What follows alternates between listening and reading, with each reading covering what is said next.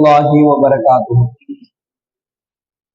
إن الحمد لله نعمده ونستعينه ونستغفره ونعوذ بالله من شرور أنفسنا ومن سيئات أعمالنا. من يهده الله فلا مضل له ومن يضلله فلا هادي له. ونشهد أن لا إله إلا الله وحده لا شريك له ونشهد أن محمدا عبده ورسوله. أما بعد، أعوذ بالله من الشيطان الرجيم بفضل بسم الله الرحمن الرحيم. ربنا فاغفر لنا ذنوبنا وكفر عنا سيئاتنا وتوفنا مع الأبرار.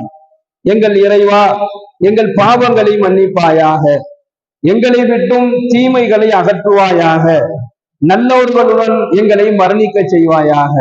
எல்லாம் வல்ல இறைவன் இந்த துவாவில் அல்லாஹ் எதை நமக்கு கேட்குவதாக நமக்கு அல்லாஹ் சொல்லியிருக்கின்றானோ அந்த நிலையை அடையக்கூடிய நல்ல நசீவை நம் அனைவருக்கும் வழங்குவானாக. கண்ணியத்திற்குரிய அல்லாஹுவின் நல்லடியார்களே, சகோதரர்களே, இந்த துவாவில் அல்லாஹ் தஆலா 3 விஷயத்தை நமக்கு சொல்லி காட்டுகின்றார். ஒன்று, பாவங்களை மன்னிக்க வேண்டும் என்பதாகவும், இரண்டாவது எங்களை விட்டு தீமைகளை அகற்றிவிடு என்பதாகவும். அப்போ பாவமான காரியத்தின் பக்கம் நாங்களும் போயிடக்கூடாது, எங்களை தேடி பாவமும் வந்துடக்கூடாது அப்படிங்கக்கூடிய ஒரு பாதுகாப்பாக ஒரு துவாவையும், மூணாவது, நாங்க எங்க மௌத்தானாலும் சரி, நம்முடைய மரணம், நம்முடைய அந்த இறுதி, அந்த மரணம், அந்த மௌத்து எங்க வருங்கிறது நம்ம யாருக்கும் தெரியாது. நம்ம வீட்டுல மௌத்தாகிறோமா, நம்ம ஊர்ல மௌத்தாகிறோமா, இல்ல எங்கேயாவது வெளியூர்ல போய் மௌத்தாகிறோமா, இல்ல ஏதாவது வெளிநாடுகள்ல போய் மௌத்தாகிறோமா, எந்த இடத்துல நமக்கு மரணம் வரும் என்பதை நம்ம யாருனாலுமே கணிக்க முடியாது, யாருமே சொல்ல முடியாது. அல்லாஹ் எங்க நாடுறானோ அங்குதான் என்ன செய்யப்படும், நமக்கு நம்முடைய ரூஹு வாங்கப்படும். அப்போ எங்க அல்லாஹ் ரூஹை வாங்கினாலும் மௌத்துல இருந்து நாம தப்பிக்க முடியாது. அல்லாஹ் எங்க ரூஹ வாங்கினாலும் எங்களுடைய மரணத்தை என்ன செய்ய, நல்லோர்களுடன் மரணிக்க செய்ய என்பதாக மூன்றாவது ஒரு விஷயத்தையும் அல்லாஹ் கற்றுக் கொடுக்கிறான். எல்லாம் வல்ல இறைவன் தன்னுடைய அருள்மறையான திருமறையின் மூலமாக யாருடைய பாவத்தை அல்லாஹ் மன்னிக்கிறான், யாரை விட்டும் அல்லாஹ் தீமைகளை அகற்றுகின்றான், யாருக்கு அல்லாஹ் நல்ல மௌத்தை கொடுக்கிறான் அப்படிங்கும் பொழுது அல்லாஹ் இந்த வசனத்தின் மூலமாக ஒரு அடையாளத்தை அல்லாஹ் சொல்லி காண்பிக்கின்றான். யார் அப்படின்னு சொன்னா, அல்லாஹ் சொல்றான், ஆத்திரத்துல கோபத்துல நீங்க என்ன செஞ்சிடாதீங்க, அறிவை இழந்து விட வேண்டாம் என்பதாக ஒரு உபதேசத்தை அல்லாஹ் சொல்லிவிட்டு சில விஷயங்களை அல்லாஹ் இந்த வசனத்துல பேசுறான்.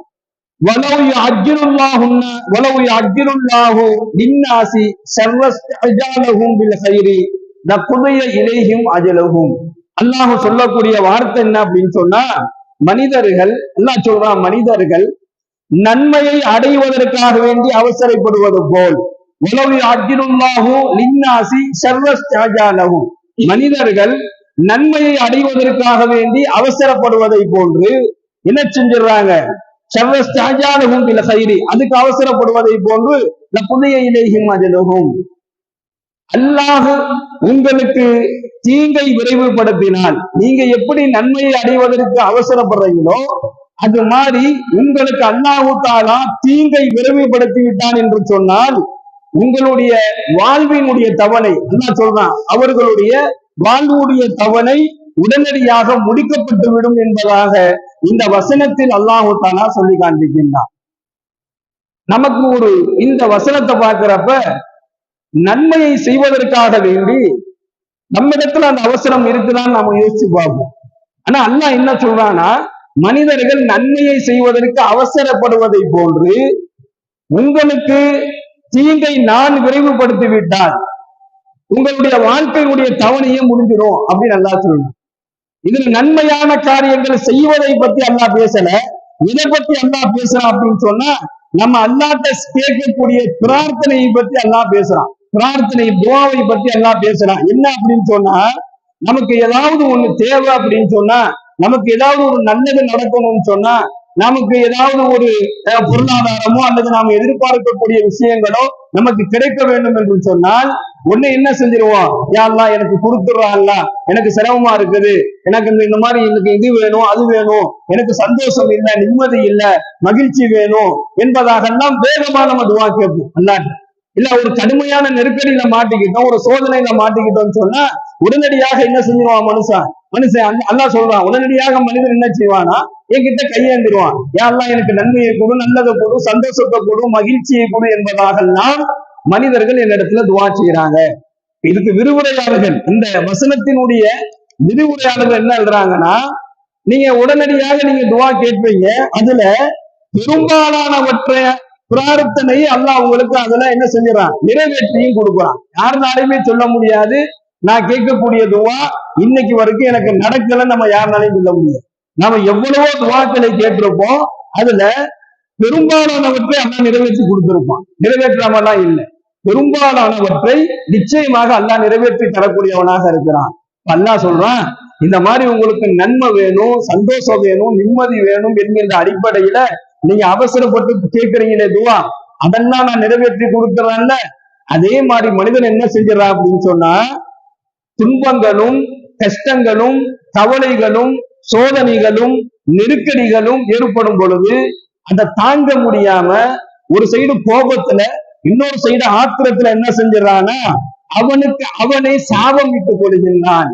இதை அல்லாஹ் விரைவுபடுத்தி விட்டால், அதைத்தான் அல்லாஹ் அந்த வசனத்தை சொல்றான், இதை நான் விரைவுபடுத்திட்டேன்னு சொன்னா உனக்கு நீயே விட்டு கொள்ளக்கூடிய சாபம் ஒண்ணு. ரெண்டாவது, மனைவி மக்களுடைய விஷயத்துல, மனைவியினுடைய விஷயத்துல, குழந்தைகளுடைய விஷயத்துல என்ன செஞ்சிருவான், மனிதன் ஆத்திரத்துல கோபத்துல நாம என்ன செய்வோம், திட்டுவோம், கோபத்துல சபிச்சிருவோம். நம்ம பிள்ளைகளை நாமளே சபிப்போம், நமக்கு தெரியாது.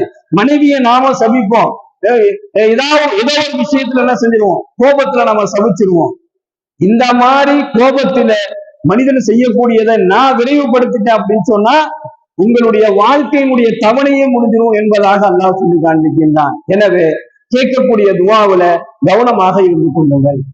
ஆத்திரத்துல நீங்கள் அறிவை இழந்து விட வேண்டாம் என்பதாக இந்த வசனத்தின் மூலமாக அல்லாஹ் சொல்றான். எப்படி நீங்க நன்மைக்கும் நல்லதுக்கும் என்று அவசரமா துவா கேட்கிறீங்களோ, அதே போன்று என்ன செஞ்சிடக்கூடாது, உங்களுக்கு கோபமும் சோதனைகளும் கஷ்டங்களும் வரும் பொழுது நீங்க உங்களை நீங்களே சாபமிட்டுக் கொள்ளாதீங்க. இந்த வாழ்க்கையை வாழ்றதுக்கு நான் செத்தாலும் பரவாயில்லன்னு நினைப்போம், வார்த்தையாலும் மனதாலும் நினைப்போம். மனைவி விஷயத்துல, குழந்தைகளுடைய விஷயத்துல என்ன செஞ்சிருவோம், மனம் வெறுத்து போய் சில விஷயங்களை நாம அல்லாஹ்விடத்துல பிரார்த்தனையாக முன்வைப்போமே. இதை விட்டு நீங்கள் உங்களை பாதுகாத்துக் கொள்ளுங்கள் என்பதாக அல்லாஹ்.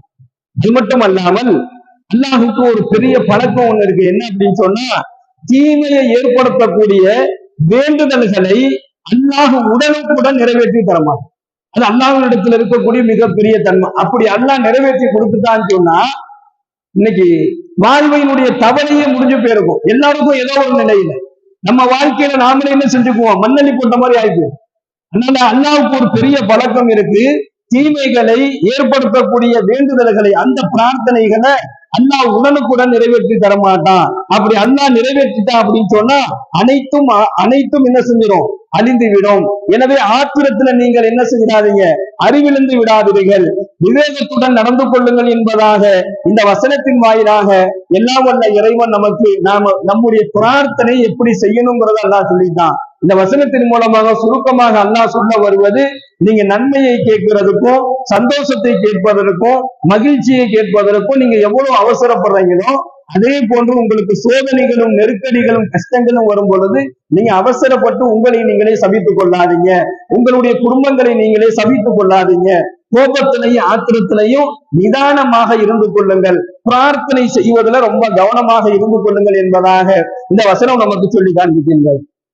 இரண்டாவது, நபியல்லாஹு ஸல்லல்லாஹு அலைஹி வஸல்லம் அவங்க சொல்றாங்க, நான் அல்லாஹ்ட்ட இப்படி ஒரு துவா செஞ்சிருக்கேன். யாரு? ஸல்லல்லாஹு அலைஹி வஸல்லம் அவங்க அல்லாஹ்ட்ட துவா செஞ்சிருக்கிறாங்க. என்னன்னு சொன்னா, யா அல்லாஹ், ஒரு நண்பருக்கு நண்பரோ அல்லது ஒரு உறவினருடைய உறவினரோ சக நண்பர்களையோ அல்லது சக உறவினர்களையோ சாபமிட்டு ஒருவர் பிரார்த்தனை செய்யறாரு அப்படின்னு சொன்னா அந்த பிரார்த்தனையை நீ ஏற்றுக்கொள்ள வேண்டாம் என்பதாக அல்லாஹ்விடத்திலே நான் துவா செய்திருக்கிறேன் என்பதாக நபிகள் நாயகம் ஸல்லல்லாஹு அலைஹி வஸல்லம் சொல்லி காண்பிக்கின்றார்கள்.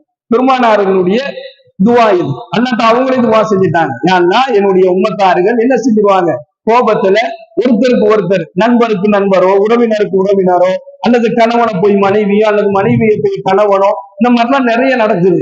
எத்தனையோ மனைவிகள் கணவனை சாபம் பெறுவதை பார்க்கிறோம். நீ எல்லாம் என் வீட்டுக்கு வர்ற, அப்படியே போய் தொலைஞ்சா என்ன அப்படின்னு சொல்லி என்ன செஞ்சிருவாங்க, சர்வ சாதாரணமாக கோபத்துல சொல்லுவாங்க. எத்தனையோ தாய்மார்கள் தங்களுடைய பிள்ளைகளை சொல்லுவாங்க, உனக்கெல்லாம் ஒரு முடிவே வராதான்னு சொல்லுவாங்க. இதெல்லாம் உண்மையான வார்த்தைகள் கிடையாது, கோபத்தில் சொல்லக்கூடிய வார்த்தைகள். அப்ப ஸல்லல்லாஹு அலைஹி வஸல்லம் அல்லாஹ்ட்டயே கேட்டிருக்காங்க, யா அல்லாஹ் இந்த மாதிரி என்னுடைய உம்மத்தார்கள் துவா செஞ்சாங்கன்னு சொன்னா அந்த துவாவை நீ ஏற்றுக்கொள்ள வேண்டாம். இன்னொரு ஹதீஸ்ல நம்ம பார்க்கிறோம், ஹஜ்ரத்னா ஷஹர் இப்னு ஹௌஷப் ரலியல்லாஹு அவர்கள் இந்த ஹதீஸை சொல்றாங்க, என் அடியான் சஞ்சலம் முற்று இருக்கக்கூடிய நிலையில, இது அல்லாஹ் சொல்றான், ஹதீஸே குதுசியில அல்லாஹ் சொல்றான், என்னுடைய அடியான் சஞ்சலம் முற்று இருக்கக்கூடிய நிலையில அவன் வருத்தப்பட்டு அவன் கோபப்பட்டு கூறும் வார்த்தைகளை நீங்கள் பதிவு செய்ய வேண்டாம் என்பதாக தன்னுடைய அடியார்களுடைய பாதுகாப்புக்கு பொறுப்பில் இருக்கக்கூடிய மாணவர்களுக்கு அல்லாஹ் கட்டளை இருக்கிறான். மாணவர்களை கூப்பிட்டு, யாரு ஒரு ஒரு மாணவர்களுக்கு ஒரு ஒரு பொறுப்பு அல்லாஹ் கொடுத்திருக்கிறான். ஒரு ஒரு மாணவர்களுக்கு ஒரு ஒரு பொறுப்பு இருக்குது. அந்த பொறுப்பில் இருக்கக்கூடிய மாணவர்களை அதுல இந்த பொறுப்புல, அதாவது நாம என்னெல்லாம் கேட்கிறோமோ அதெல்லாம் பதிவு செய்யறதுக்கு ஒரு மாணவர்கள் அல்லாஹ் பொறுப்பா வச்சிருப்பான். அந்த பொறுப்பிற்குரிய மாணவர்களை அழைத்து அல்லாஹ் சொல்றான், என் அடியான் வருத்தமாகவோ கவலையாகவோ கோபமாகவோ சஞ்சலம் இருக்கக்கூடிய நிலையில அவன் ஏதாவது ஒண்ணு அளவுக்கு அதிகமான பிரார்த்தனை செஞ்சுட்டான் அப்படின்னு சொன்னா வருத்தப்பட்டு அவன் செய்யக்கூடிய பிரார்த்தனைய நீங்க பதிவு செய்ய வேணாம் அப்படின்னு சொல்லி அல்லாஹ் சொல்றான். பெருமானார் ஸல்லல்லாஹு அலைஹி வஸல்லம் ஒரு முறை அந்த மாதிரி துவா கேட்கிறாங்க, அல்லாஹ் இந்த மாதிரி நமக்காக வேண்டி சொல்லி இருக்கிறான் அப்படின்னு சொன்னா, கண்ணியமிக்க அல்லாஹ்வின் நல்லடியார்களே, சகோதரர்களே, பிரார்த்தனை என்பது மிகப்பெரிய ஒரு ஆயுதம். துவா என்பது மிகப்பெரிய ஆயுதம். அதனாலதான் அல்லாஹ் குர்ஆன்ல ஒரு 40 முறை வளைச்சு அல்லாஹ் சொல்லித்தரான். இந்த ரப்பனா என்று சொல்லக்கூடிய துவாவோட அல்லாஹ் நமக்கு சொல்லி தருகின்றான். எந்த அளவிற்கு துவா நம்மை மாற்றும் சொன்னா, நம்மளவல்ல நம்முடைய வாழ்க்கையை மாற்றும் அப்படின்னு சொன்னா, இதுதான் உனக்கு விதின்னு அல்லாஹ் எழுதி வச்சு நம்மளை அனுப்பிட்டான். இதுதான் உன்னுடைய விதி அப்படின்னு அல்லாஹ் எழுதி வச்சு அனுப்பிட்டான். அல்லாஹ் எழுதிய அந்த விதியவே மாற்றக்கூடிய ஒரு ஆயுதம் துவா. துவாவின் மூலமாக அந்த விதியே மாற்றமாகும். அந்த விதியவே மாற்றத்தை கொண்டு வந்துடலாம். நம்முடைய எல்லா விதமான சூழலையும் மாற்றிக் கொள்ளலாம். நம்ம துவாவில் ரொம்ப கவனமாக இருக்க வேண்டும் என்பதாக இந்த இறைவசனம், இந்த ஹதீஸ் நமக்கு வலியுறுத்தி காட்டுகின்றது.